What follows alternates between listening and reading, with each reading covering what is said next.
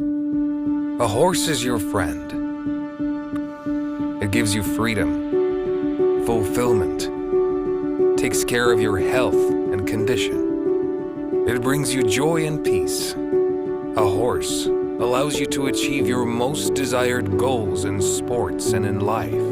It helps you forget your worries, pursue your passions, and boost your self-confidence. What will you give in return for its friendship and devotion? Take care of its health. The PETS Diag hair test will allow you to assess the condition of your horse. Skin and hair, muscles, joints, and hooves, immunity, growth and breeding activity. Check their condition and take measures based on our recommendations. Order a test on petsdiag.com and send us a mane hair sample. Remember, your horse counts on you. Pets.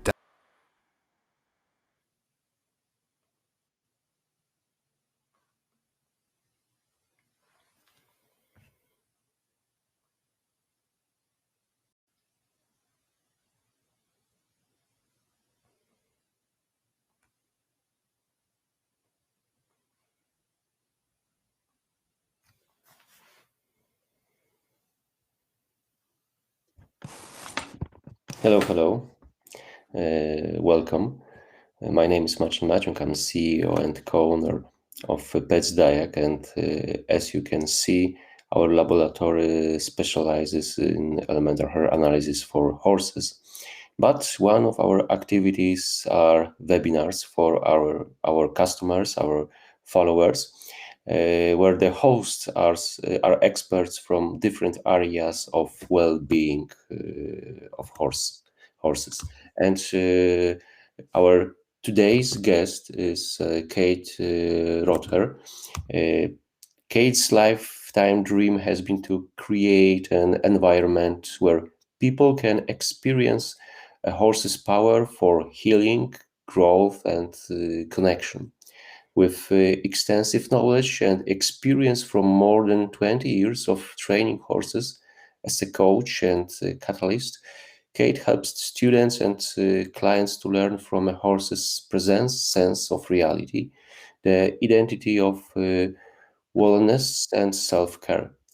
Kate is an instructor at the Center for Equus Coaching, offers support as a Grief Educator, and is certified by ACF as a professional certified coach. Hello, Kate. It's great to have you here on our today's webinar. How are you? Hi, welcome. Good evening, everyone. I so appreciate those who can join us today. I know the hour is not the most easy in a day, but there will be recording. So I'm great. Thank you, Martin. Thank you for this introduction. Also, big thank you for Pets Diag for inviting me to speak, to share what I really what I love about horses and what I love about the work with horses and people I do. Okay, that's great. I'm sure it will be a great webinar. So let's start. All right. So before we start today's lecture webinar about the impact of horses on human well-being, I would like to start us from just a slightly different place. So those of you who are watching this live, or maybe those of you who will be listening to this recording later, I'm going to invite you just for a moment to sit, or if you're lying down, just relax for a moment in the position you are in, and if you feel comfortable, just close your eyes for a moment. We'll just start with a couple minutes of what I like to call senses meditation. So if you close your eyes, I'm just gonna ask you to take a couple deeper breaths and really feel into that process of inhaling and exhaling the air. We often go through life just really not paying attention to our breathing process. So just for that short moment, just really put all your attention and focus into what happens to your chest, to your throat, to your nose when you inhale, And then what happens when you push out that air out of your body? So maybe like 4 or 5 deep breaths.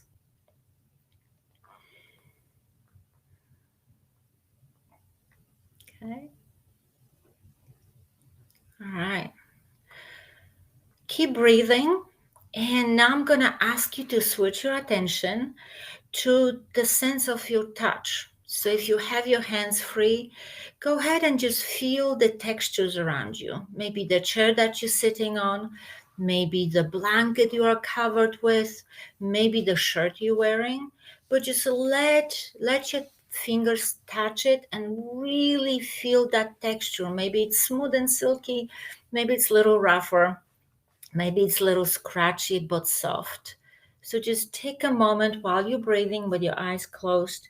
Um, feel feel into that texture, into things that you're touching around you. All right. Okay, now I'm gonna ask you to switch your attention to the sense of smell. When you take your breath in, what can you smell? What sort of fragrances and scents you recognize around you? Maybe for those of you on the Pacific time, maybe the house still smells like a dinner.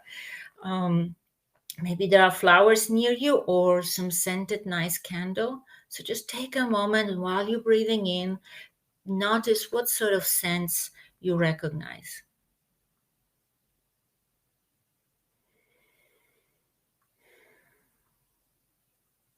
And then while you're breathing, and feeling the texture around you and smelling the scents that surround you, I'm going to invite you to pay particular attention to what you're hearing.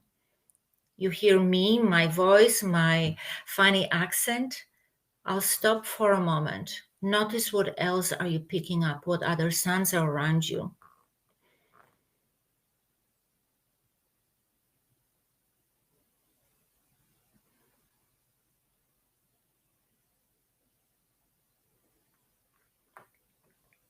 All right. Now I'm going to invite you to open your eyes and just look around. Take a slow look around you, around your surroundings, and just sort of allow yourself to see all the colors, see the details, shapes, and just notice what really catches your attention.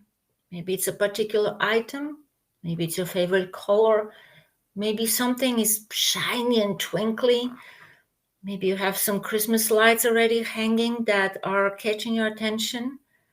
So let your eyes just sort of gaze around you and look at the things that surround you. All right. Few more deep breaths. Take in and out. Take in and out. And welcome once again. That tiny little meditation we just did, you were part of, if you participated, that's just the tiniest little experience of what, as far as we humans know, what horses feel all the time. Their senses, their awareness is so wide and so deep that every moment of their existence, they perceive all things around them with all their senses all the time. I hope you are able to relax during that meditation, because if you had a chance to see horses when they are in the paddock or pasture, they're still very aware to everything, aware of everything that surrounds them, and yet they often seem very relaxed and at peace. That widespread deep awareness doesn't mean hyper awareness. It just means that we are connected to everything, but without having hyper behavior, hyper action. I will start our presentation. Let me find our first slide.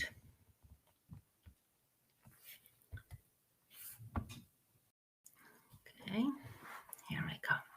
So tonight we'll be talking about horses and their impact on human awareness and well-being. Often during session or lectures, people ask me like, well, what are you talking about? How can you compare horses and humans? They have such different life. How can we learn anything from them? That's true. Horses don't have to go to work the way we do. They don't drive. They don't pay bills. They don't have the same life schedule as we do. However, we share a lot of similarities when it comes to basic needs. And when I talk basic needs, I mean well being, health, safety, community, play, and communication, trust.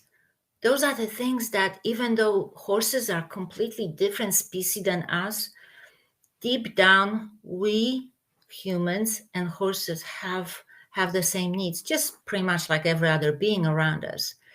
And because as humans, we spend so many years, so many, centuries and thousands of years with horses, and because horses from the beginning of domestication have been super influential on how our human life went through the centuries, we have that deeper connection, and therefore now these days when in most places horses are used for recreation and entertainment and sports, we can now open ourselves to another aspects of horses and their presence in our lives. So I want to start with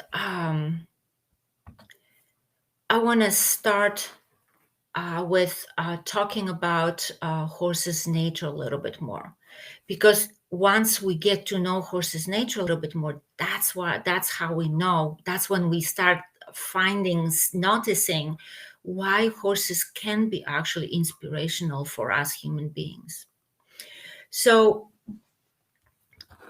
just like we started with that little meditation, which help us to connect to our body and to our senses, horses have a huge connection when it comes to listening to their body and to their senses. As a matter of fact, in their daily moment-to-moment existence, they make decisions and they perceive world through their senses and through their body reactions first. Of course, they have a brain. They use their brain. Their brain is developed slightly different than our human brain, but they still use it. They use brain to make decisions. They use their brain to store memories and then use the memories when needed. But their biggest compass, so to speak, to perceive the world, to read the world, and then potentially make decisions, it's their body. And part of that is that group of senses that we just went through. Horses, being prey animals, they need to be well. That's their main goal in their existence, to be well, to be healthy. So when the danger shows up, they can run away and survive. In order to be well, they need to be taking really good care of themselves. And horses are masters of taking good care of themselves. If allowed, if given the circumstances, particularly in domestication, horses, they spend up to 16 hours of grazing. They rest when they need to. They roll, they lay down, they sleep, they help each other to scratch, and in hotter places where there's a lot of flies, they will often stand to each other head to tail, so they can use their swishing tail to help each other with brushing the flies off their faces. They really do, their existence, their actions are directed towards deep self-care. But not just that physical part of self-care is important for horses. As I mentioned, as prey animals, part of their self-care is living in communities, living in herds. Probably a lot of you heard that saying, safety in numbers. For prey animals, then for horses as well, it's a very big deal to be in a group, to have at least one another being around them so they can communicate, they can rely each other, they can help each other. And therefore, horses are they're way happier and more efficient, and in general they feel better when they're in groups. Safety in numbers. Horses herds have special order. Everybody has a job. They support each other. The way the jobs in herds are divided are based on everybody's strength. Some horses take care of certain things versus other being sort of delegated to other positions, and they change depending how members of the herd change, or how some maybe of the youngers growing up and showing certain characteristics. The positions switch, but there's always somebody in the position that is working for the herd. So in this case, we see this sort of dual purpose. Each individual takes care of themselves, of their physical needs, particularly, but then in the herd, their other needs are being met, the emotional needs, the social needs. So they work, when they take care of themselves, they also taking care of the herd and other members in the group. Living in a group, what is very needed, and for the herd to function, is a communication. And horses, again, have an amazing way of communicating. For those of you who had a chance to observe groups of horses, even if the groups are very small, you probably had a chance to notice that there's a variety of signals and gestures, and that language can be super subtle or can get quite expressive. But communication is very important so the herd can function, and each individual can communicate not only their needs, but also their boundaries. So let's just look at a little visual presentation for that first slide. Let me get that going. Close this one.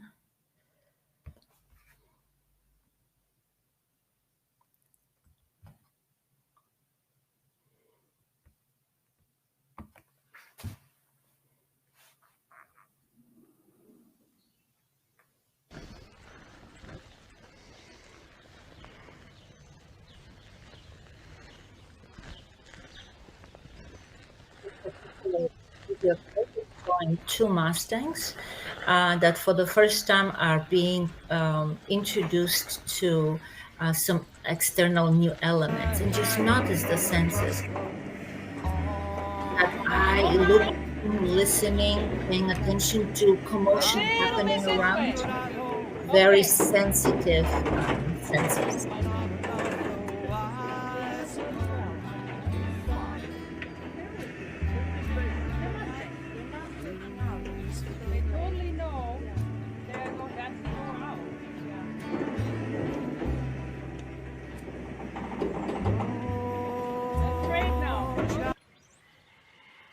Here is great example of self-care: eating, grazing.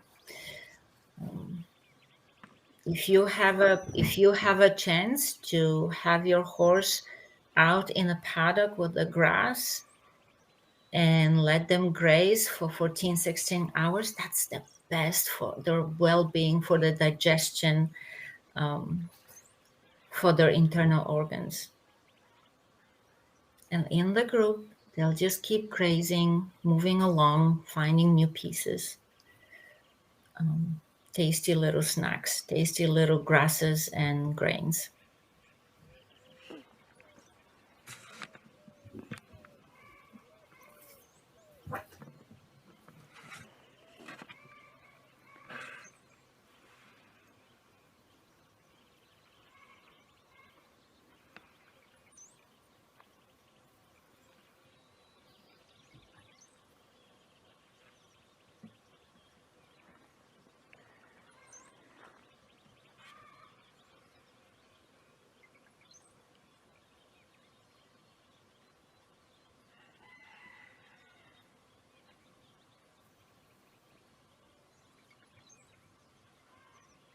How are you guys feeling watching the horses graze, watching them taking care of themselves?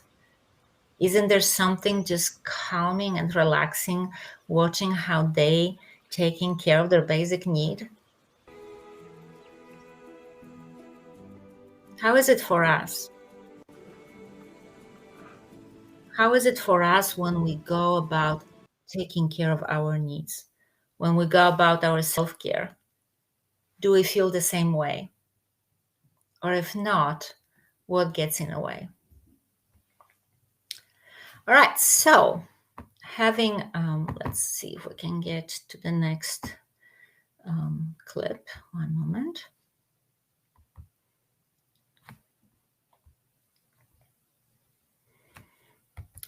So having now looked just in a very brief way, having looked at a horse's nature and the elements that we actually share with them, that self-care, the well-being, tending to our needs. Let's look what else happens when we find ourselves in the presence of horses. I want to talk about emotional and bioenergetical exchange and its ripple effect. And what I mean by that is that while horses have those sensitive physical elements to their nature, those senses and observation and hearing, smelling, all that, they also can feel other beings. There's a lot of research done out there about whether it's just by observation or there were even some measuring has been done.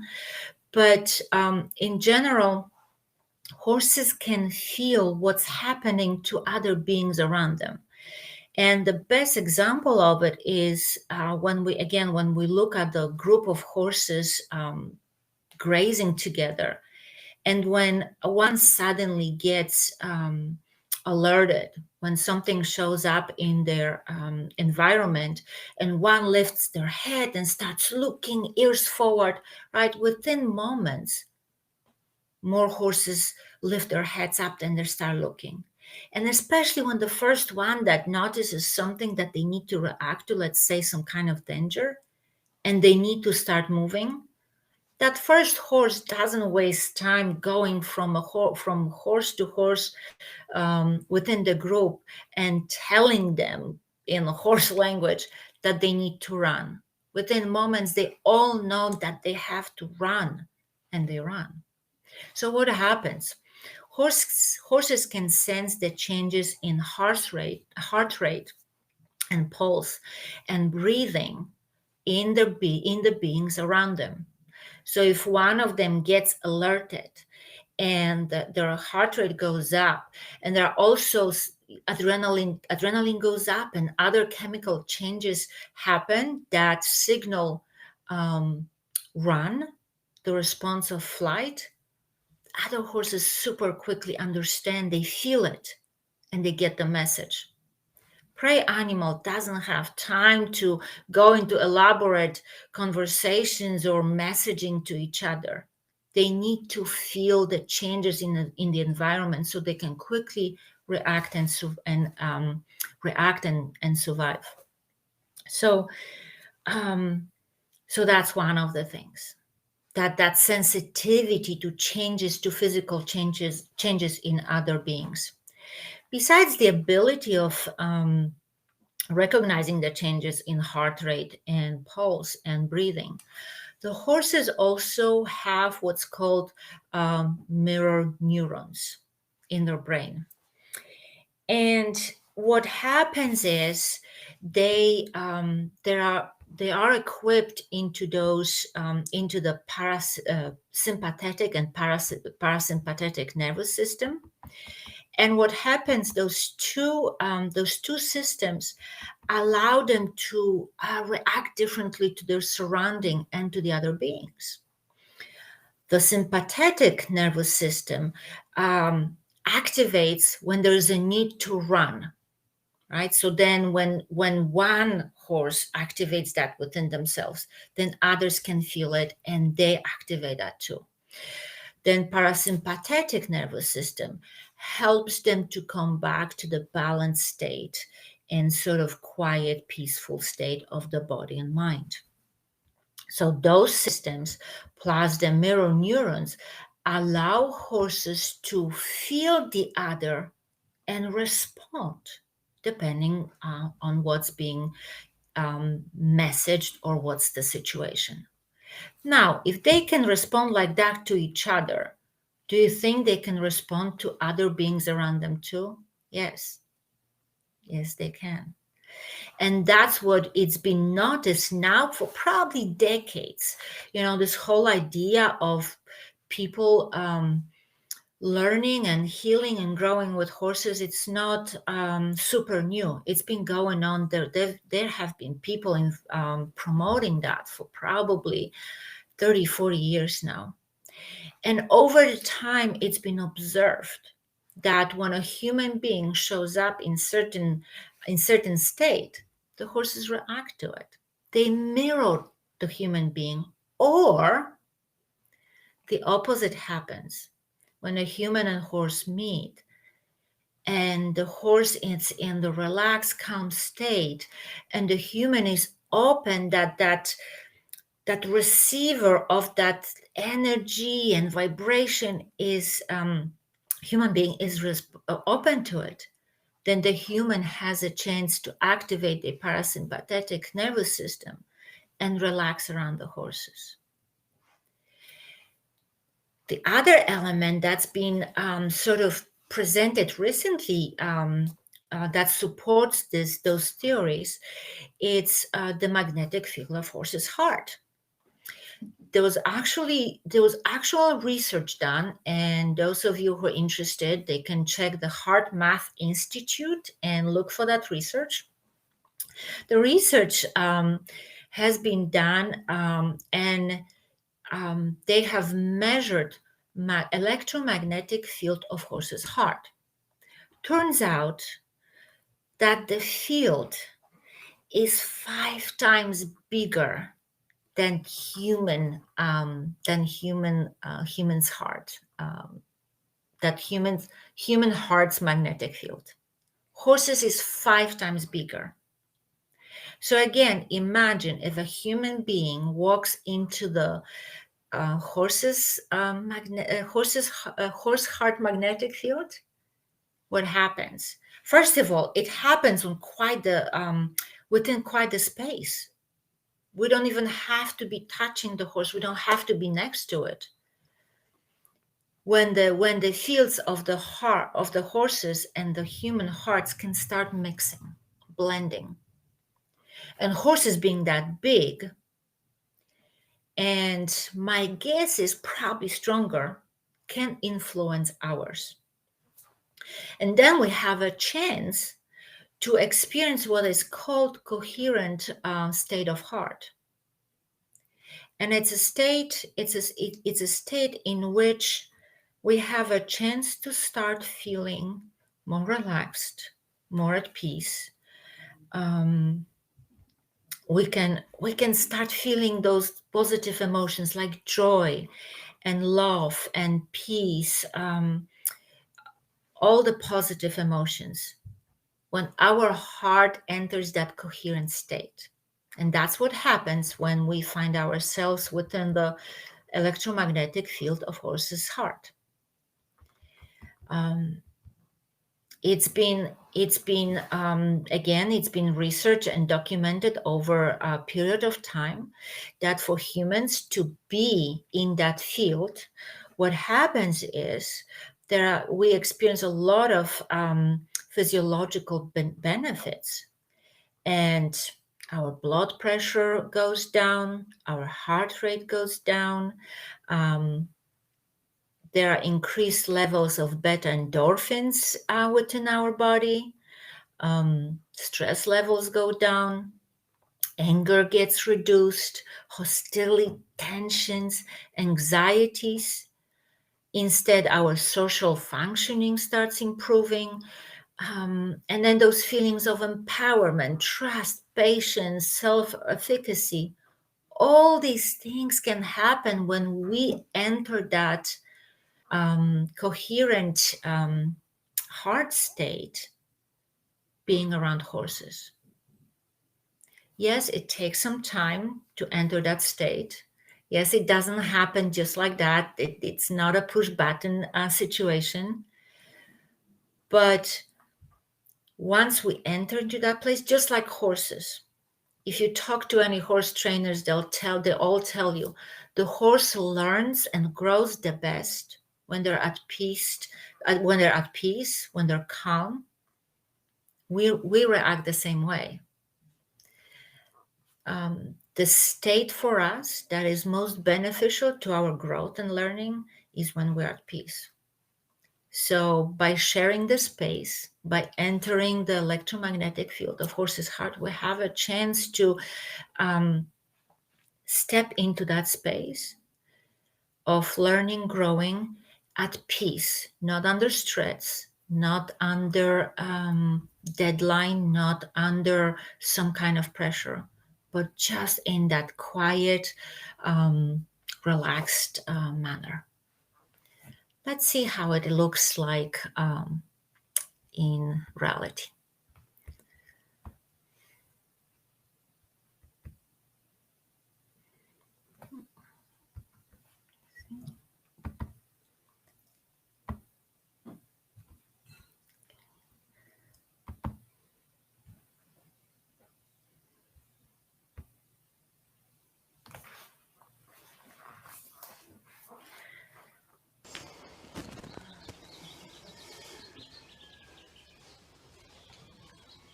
So here's just a video of a little interaction with the horse that is just pretty much a pasture buddy. He's about 15 years old. When he was very young, he was trained to be a ridden horse, but because he had some back issues, he could not carry right there. So he just became a pasture body for other horses. So he basically just lives with the herd of other geldings, and from time to time participates in our sessions or our events. He hasn't been trained to do any of it. Yes, he's been trained to walk with a person with a halter. He's gone through some basic training for riding, but other than that, he hasn't been trained to do any of that. This is just an example of when two beings meet and they allow each other to sort of, open to each other's energy and presence. You can see that mirroring and that ripple effect on each other.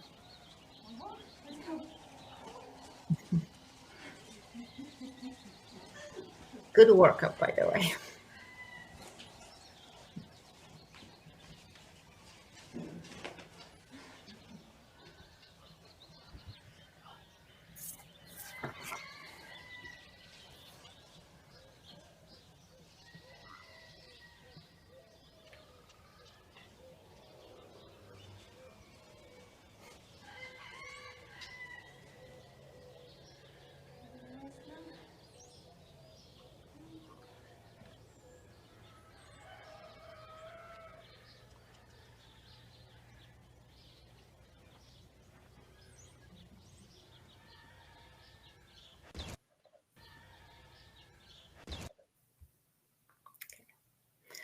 All right, so let's go back to our presentation for a moment.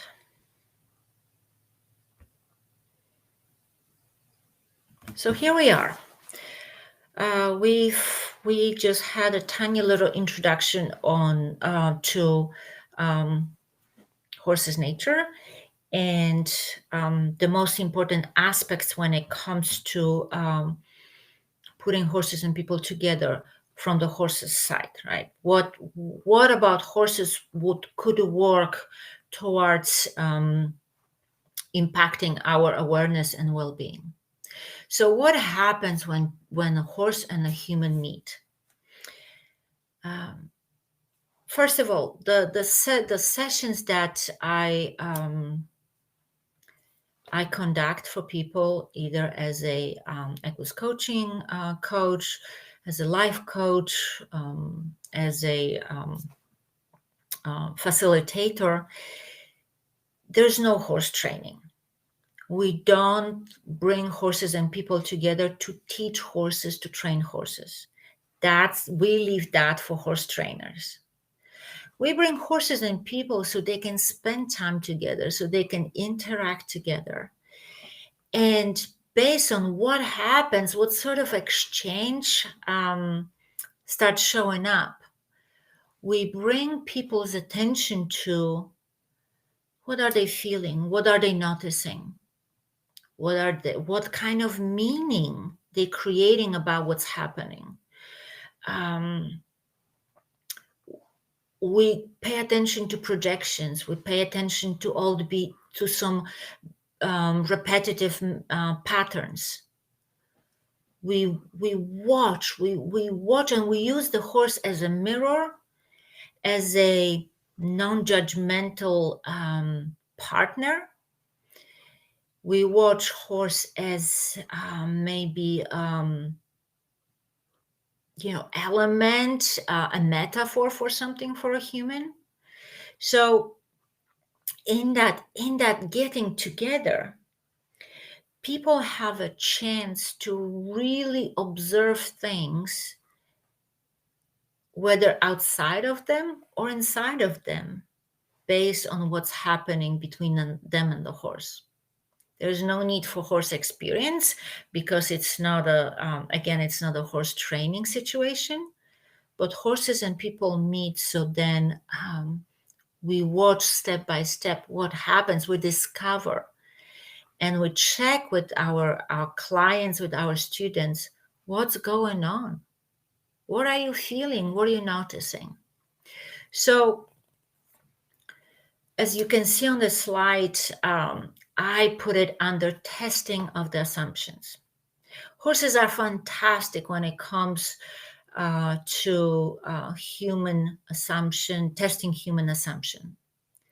When we socialize and communicate with people around us, because of how our brain works, we often have a lot of assumption, a lot of expectations, and a lot of stories around something that's happening in the moment, or about someone that we're interacting with in the moment.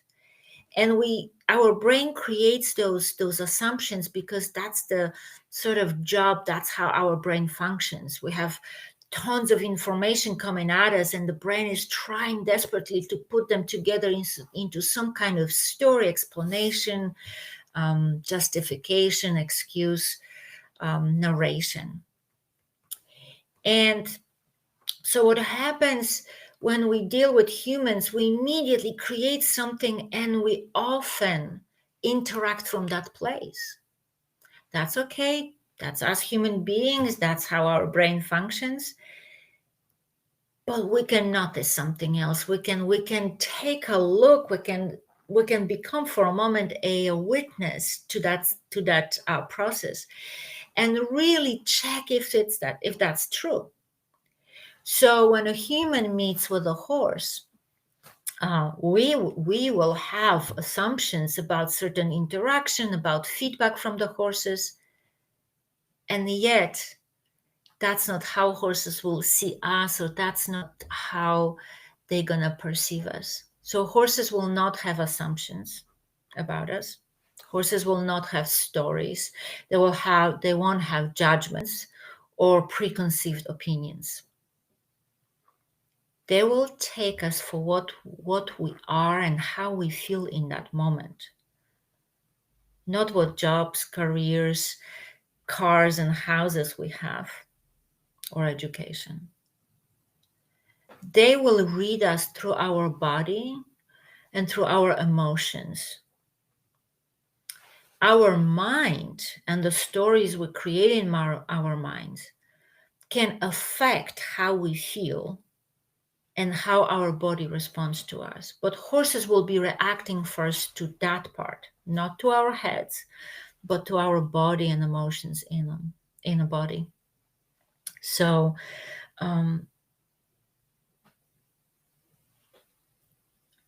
example, a person is coming up to the horse and the horse walks away. And often the very, very first reaction is what? The horse doesn't like me. There it is. First assumption, first story that a person already managed to create. That's okay. So let's check that. Is that true? And by spending more time with the horse, by potentially going into deeper interaction, a person has a chance to test their assumption, to really find out, is it really true that the horse didn't like that person? Or maybe there was something else. Maybe the horse got distracted by another horse on another side of the fence. Maybe there was a tasty little piece of grass that horse hasn't seen for a while, and this is the only chance to get a really sweet bite. Or maybe the person themselves was worried and anxious and was trying to really, really, really not show that. And the horse just couldn't feel into the person because the internal state and the emotions were so mixed up and sort of disturbed that the horse couldn't feel into that person, so just created some space for that person to self-regulate. So those are the moments when we get to interact with horses, and we can just listen to our mind. We can almost be the witnesses, the audience to our own processing, and the horse doesn't ... Whatever our mind wants to create. Is it true? Or whether it's about us. I don't know how to blank. I'm not good enough to blank. This is something I cannot deal with. Brain will, especially for people who have never been around horses, the very first reaction, the very first few minutes around horses, it's very natural to have all those narrations. That's okay. But the longer we spend around horses, we have a chance to really test them and really see whether they are true, whether they are necessary, and whether they served us or not. The other thing, what happens when we're around horses, between that energetic and electromagnetical field, but also that sheer body mass, horses are so physical. There's no way of not feeling that 1,000 pounds next to you. Sooner or later, we have a chance to really start feeling our own bodies. Normally throughout the day, through our lives, we go thinking, processing. We spend so much time in our heads. Oh, that's great. We have great brains. But even better is when we combine our amazing brains and our even more amazing bodies. When we start listening to our bodies, that expression, gut feeling? Yeah, it's a powerful feeling. One that often our brain tries to override, and yet our body, which processes millions bits of information every second, our body has information for us. Our body has a lot to say to us. Horses listen to their body all the time. If they feel a scratch, they scratch. If they feel like they need to lay down, they lay down. If they need to move from one place to another, shift their weight, they do that. And they will never, unless some really weird circumstances, they will never push themselves to exhaustion. Does it sound familiar for us? How often our body tells us, I'm done, I'm tired, but the brain goes, no, we have to do more. We have to push ourselves just a little bit more, so don't pay attention. Just keep going. So being with horses, we have a chance to really start paying attention to our body, our signals, and combine that amazing knowledge of our body with the great processing of our brain.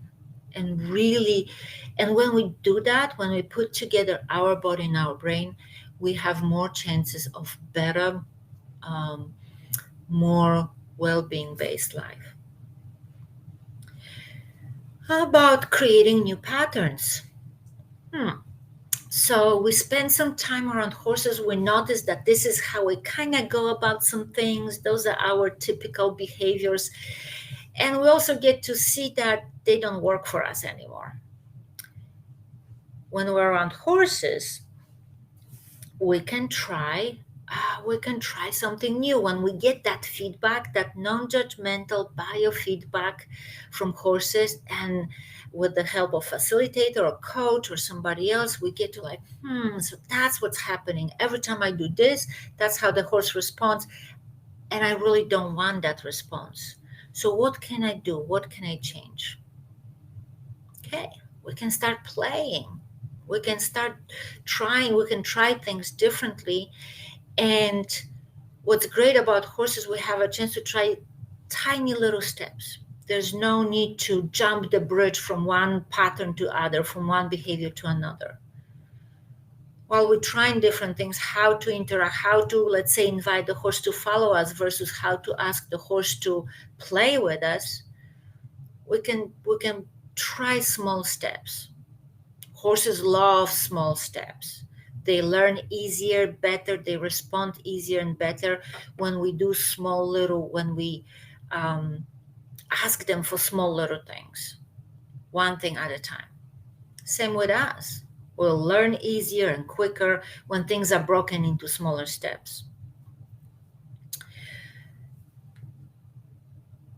During the time when the horse and the person meet and things start showing up, and the person starts gaining awareness of, this is how I think, those are the expectations I always have, this is the pressure I put myself on others, this is how I treat myself or others, this is how I show up, this is how I disappear, those are the things I have no idea, I've never paid attention, etc., etc.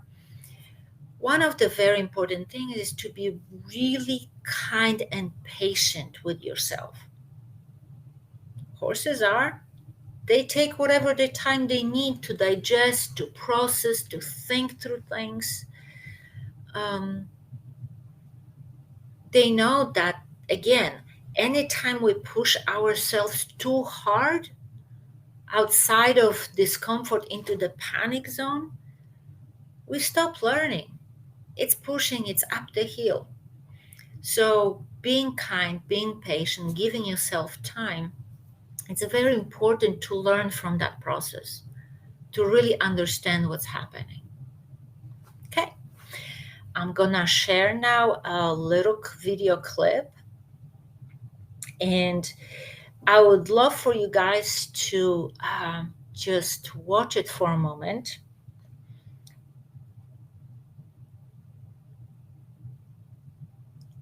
And see what shows up for you.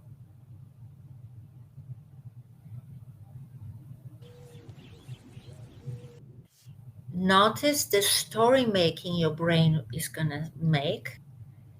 And if you can, also notice if you start having any kind of sensations in your body.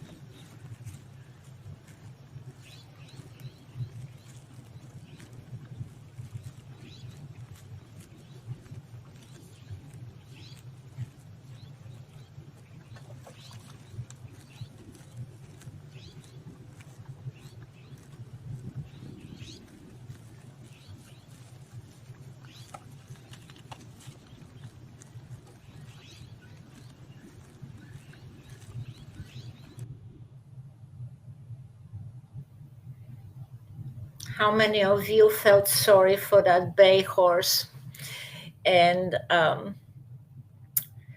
started not liking the paint? We used that video in the past for other classes, and we had some really interesting stories. People sharing interesting stories about watching that video. It was very interesting. Anyway, so the things that we can practice and test and learn with horses.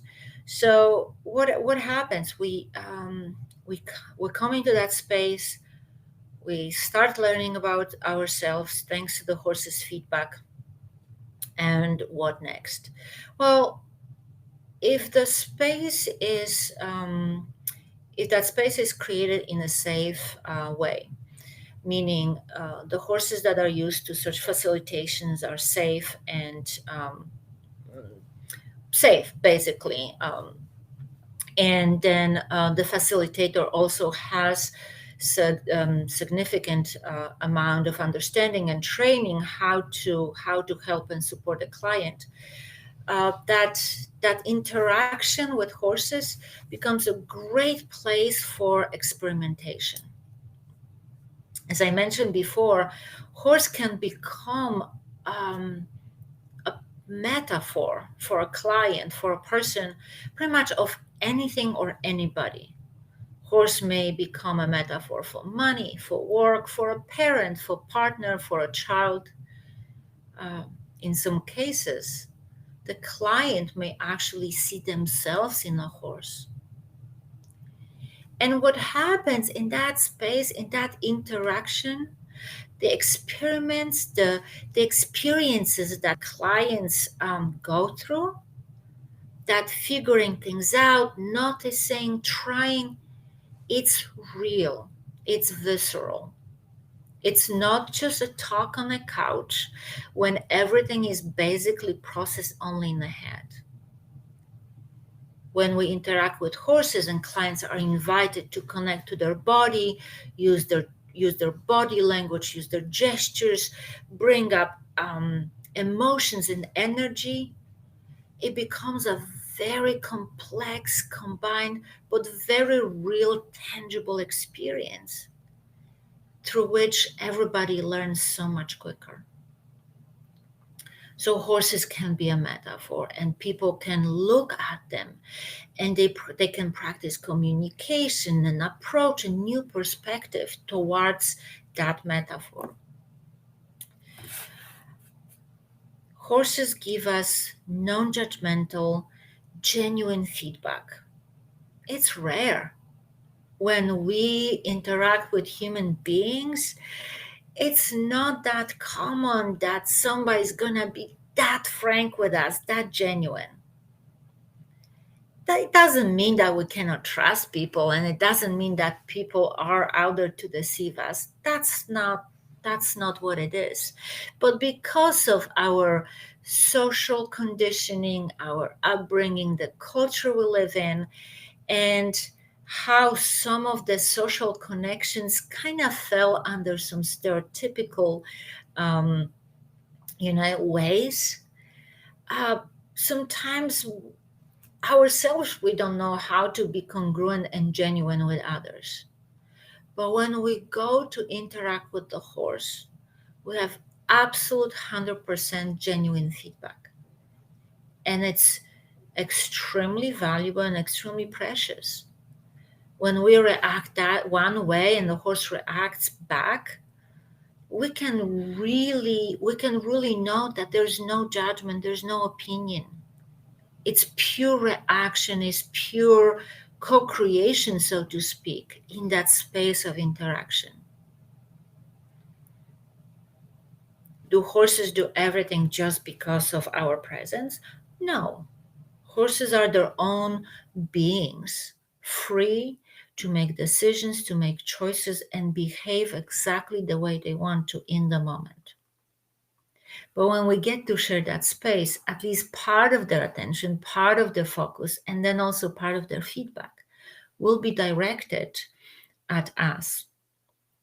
And from that feedback, we can then learn back and forth how to show up, how to change behavior, how to potentially receive different reaction, and whether we like it or not. Yeah. Horses are extremely present. They really live from moment to moment. Somebody may say, wait a minute, don't they have memories? Yes, they do. Absolutely. They remember everything. Otherwise, how would we teach them when we train them? So they do have memories, but they use their memories if they're needed, right? So they will normally, with other horses or with humans, they react from moment to moment depending on the exchange of stimulus. But they will use their memories if certain situation presents set of circumstances that fits a certain memory in their brain. They will pull it out. They will connect back to that memory and potentially react from that place. But that's only when it's needed, and often when it's needed in a negative situation. Otherwise, they react to the exchange that's happening in the moment. And it's great because, again, thanks to that sort of behavior, we know that the horse is giving us feedback that is based on present moment, and therefore it's more genuine. It's not a feedback based on a future idea or expectation, and it's not necessarily based on past memory that could be very negative. Yes, there would be exceptions with horses that are traumatized, that had negative experiences with humans. They're often related to training situations. Again, our situations when we put clients and horses together, when we give people a chance to learn and grow, they are not training situations, and horses are not being triggered. During those interactions, our clients have a chance to practice emotional freedom, meaning people have a chance to really feel their emotions and show their emotions in front of the horses. Horses will not judge us for what emotions we have. They may react to them sometimes, but it's again not because they judge us, but because sometimes we as humans may need more space, or we got a little bit lost and confused in the emotion, and horses just will wait from a distance till we put ourselves into the place of more clarity and congruency within ourselves. We can also practice clarity of thinking and even precision. When people start playing with horses, asking them to run with them, sort of like you saw in that other earlier video clip, you can play with, hey, we have that up energy for 2 minutes, and then we stop and we relax and calm down and rest. Or I would like to feel that level of energy when you walk a little faster, but not so high that you start running. The horse, whether how they walk or whether they run, it's just a physical expression of the energy between us. But the person has a chance to notice that when I'm a little bit more, hyper or anxious, that's how I influence those around me. But when I take a couple deeper breaths and I can relax, things calm down and everybody finds themselves in a place where we can communicate a little bit easier, interact with more efficiency. So let me show you that in a little video clip.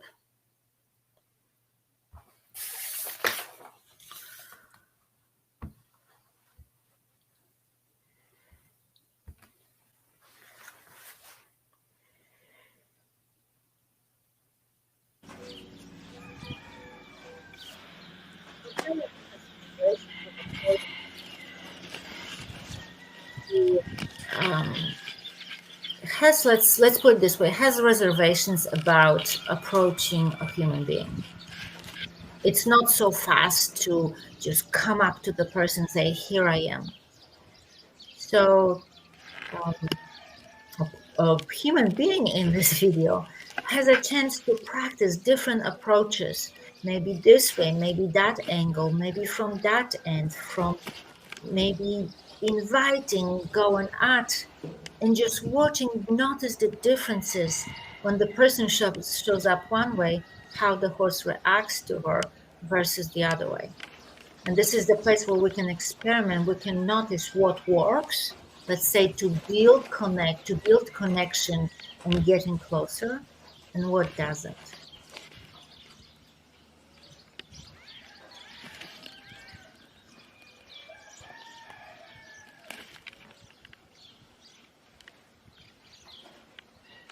And the fact that this is a process of co-creation very easily transfers to our interactions with our people. Other people in our life, same way, have freedom to feel and behave and react whichever way they feel like. How can we, both beings, with the freedom to be who we are and feel what we do, how can we meet together? How can we find a place where we can still be ourselves and create connection?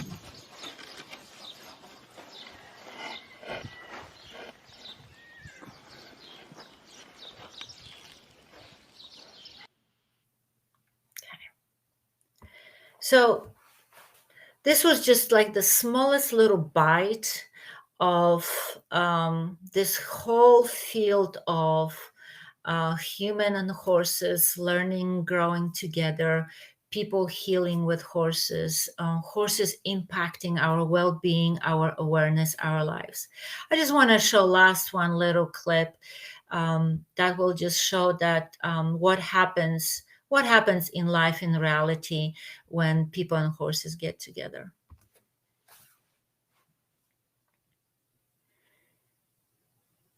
These are some scenes from the workshops and sessions that we have with our clients.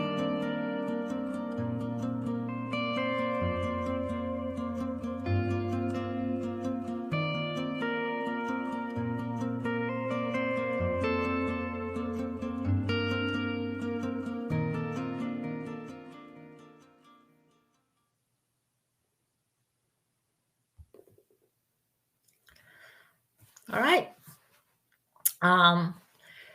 This topic is like a river. There's no end to it. There's a lot of information out there.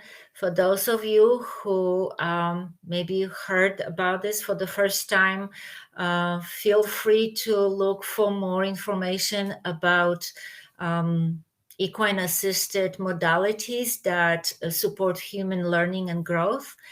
And those of you who are familiar, thank you again. Again, there's so much more there. So many people promote that kind of work. If your interest just got deeper, keep looking, keep contacting people who do that stuff. It's a fantastic work.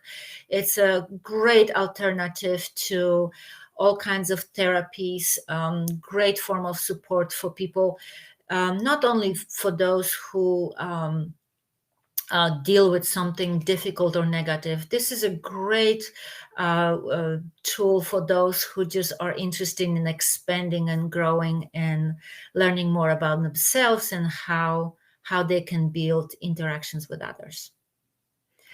Thank you again for everyone. Thank you everyone for spending this time with us. I think we have a few minutes for questions. I'll be happy to answer any questions about what you guys just saw and watched and heard.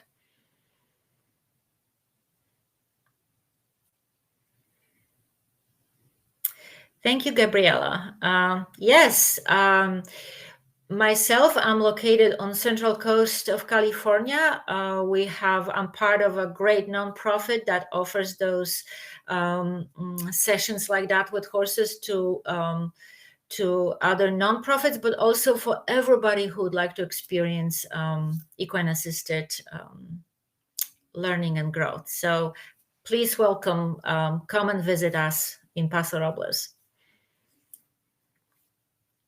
Any other questions or comments? I'll be happy to answer any questions.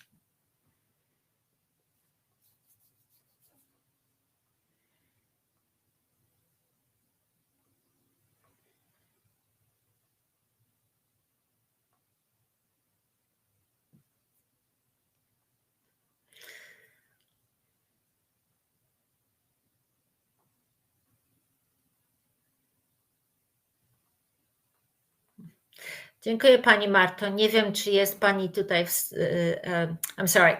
Thank you, Marta. I don't know if you are here in the States or if in Poland. If in Poland, it's very early. Thanks for getting up so early and participating in the webinar.